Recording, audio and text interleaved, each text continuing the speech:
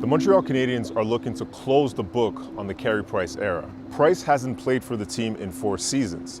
He spent the last few years on long-term injured reserve.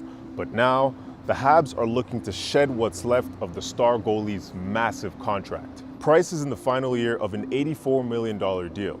And while his contract counts for $10.5 million against the cap, the team only owes him $2 million this season. So what does this all mean for the Canadiens, and why are they ready to part ways with one of their biggest stars?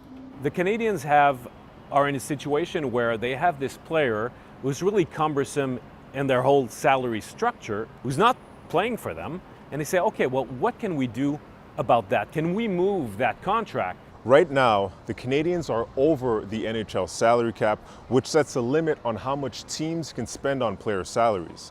By moving Price, the Habs would fall under that cap before the beginning of the season and be able to improve their roster.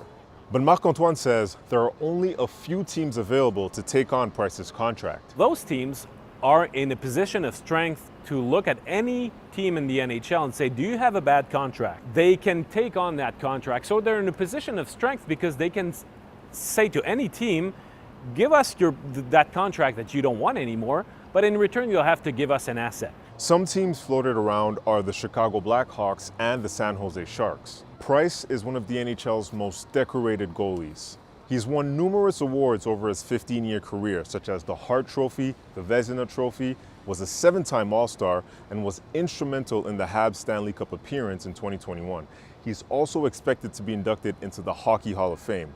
So, even though his illustrious chapter is coming to an end in Montreal, Marc-Antoine says his legacy remains. It's not going to tarnish any legacy. It's not going to change anything about, is he just a Montreal Canadiens goaltender?